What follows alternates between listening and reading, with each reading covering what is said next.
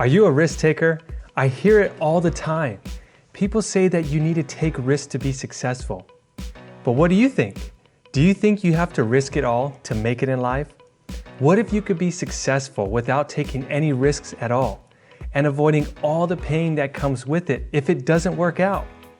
I don't know about you, but that's the life that I prefer. Guaranteed success with no risk and no pain. So I'm always looking for successful people who have achieved incredible things, but took little to no risk. So today, I have 3 examples that may totally change the way you look at risk.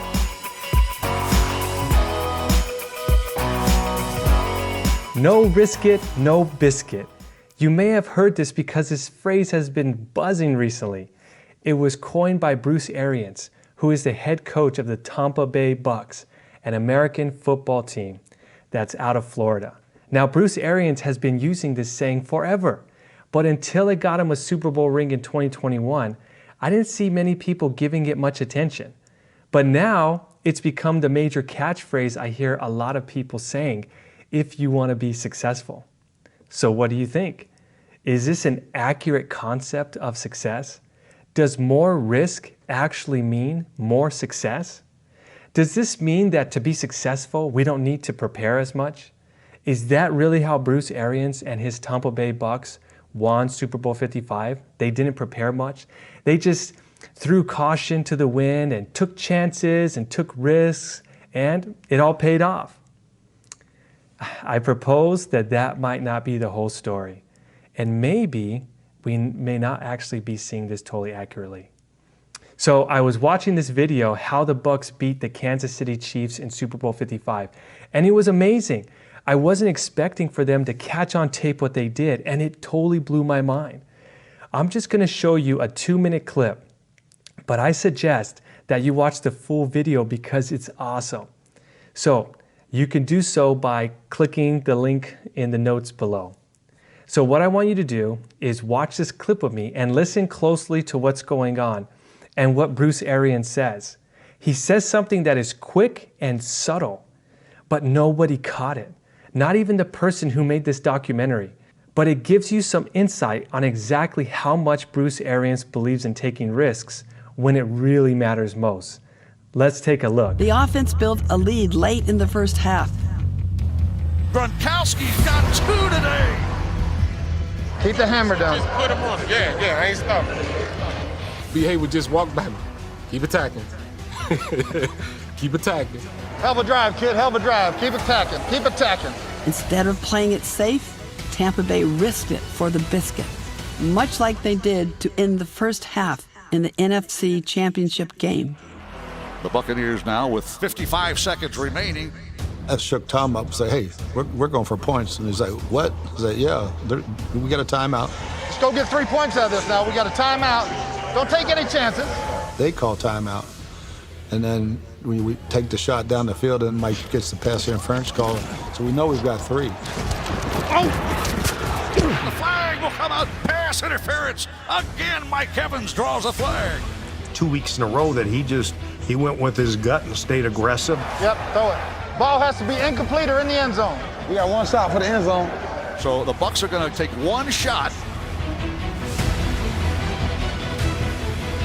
Antonio Brown dives low to make this catch with 6 seconds left. Really a great route by Antonio Brown. Wow. That was amazing. How many of you caught what Bruce Arians says? Okay, so as a recap, there's 3 minutes left on the clock before the half, and the Bucks are leading 7-3. So they're doing pretty good at this point.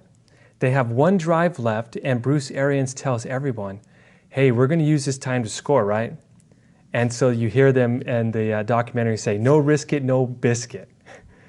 Then he tells Tom Brady something really interesting. This is the crux of the whole clip. He tells him not to risk anything. In fact, he tells him to remember not to take any what? Any chances. What?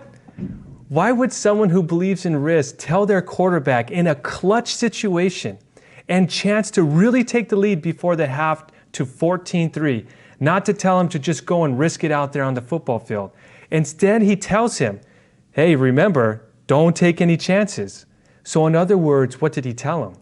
He tell him, don't take any risks. Isn't that interesting? Okay, let's not think too much about this right now. Let's look at another example that is a little bit more relatable than professional football. Let's take business.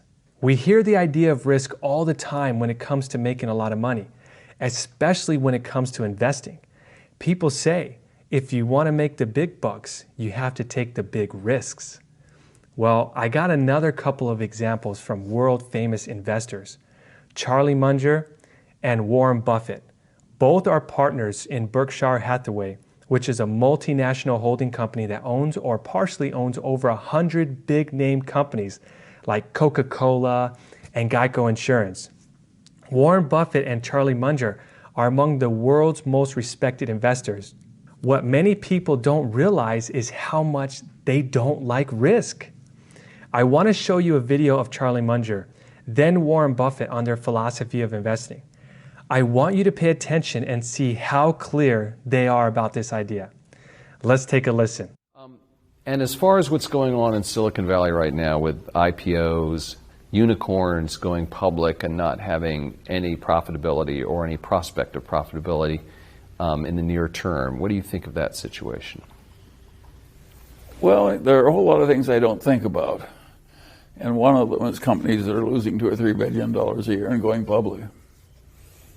It's not my scene. Have you looked, so you're not interested in Uber or companies like that necessarily? Well, I have to be interested when they're that important and sweep the world and change practice. But I don't have to invest in everything I'm interested in. I'm looking for things where I think I can predict what's going to happen with a high degree of accuracy. And I have no feeling that I have the ability to do that with Uber. Right. Wow. So basically, what is he saying, right? Anything he doesn't have enough information on is risky. So if he cannot predict it and know what it will do for him, he's not even interested. In other words, Charlie Munger's not into risk. Okay, now let's take that and now let's look at Warren Buffett and what his clip shows. But there's two kinds of items that people buy and think they're investing. One really is investing and the other isn't.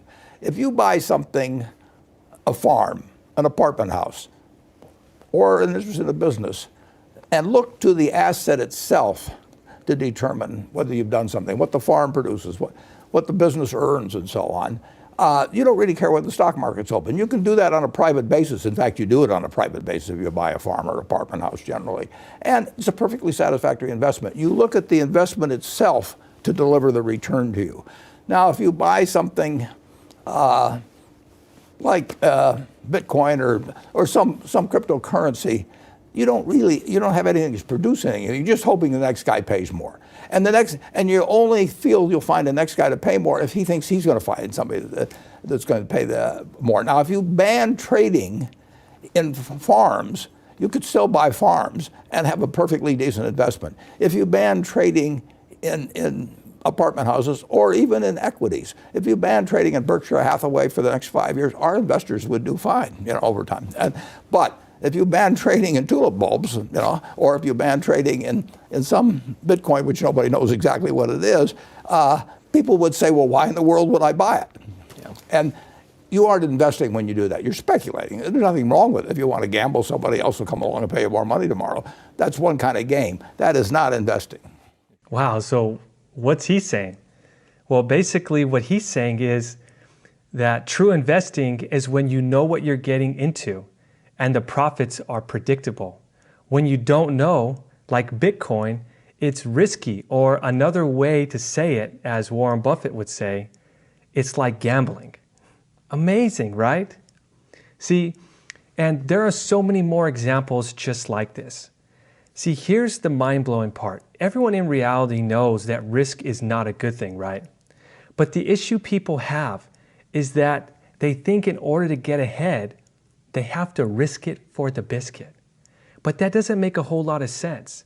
See, the misconception is that anyone who is an expert never risks it. You look at the experts that are stable and have sustained success and keep wealth over a lifetime.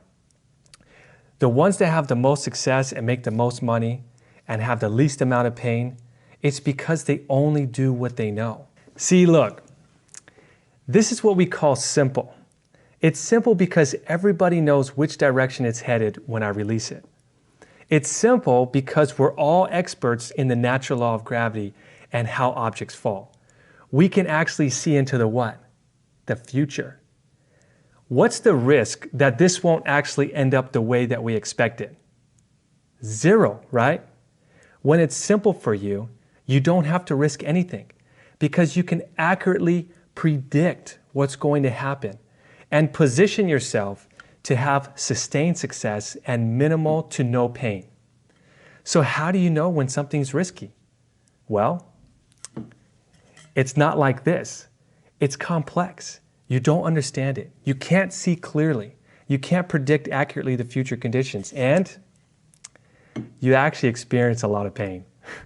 So if you're like me, you're not into pain. So you never risk anything. You only focus your attention on areas in life that you have expertise in and can make it simple. So don't go and get all confused and start risking everything for the biscuits in life. Instead, I leave you with a quote I like that I live by and has helped me minimize pain in my life. Fortune favors those who can see it simply. So if you can't see it simply, don't mess with it. Well, that's it. I hope that was pretty simple. I'm interested in what you think. Do you agree or disagree with me? Whatever your stance is, I'd love to hear from you. So please be sure to like this video and leave a comment below. Until next time,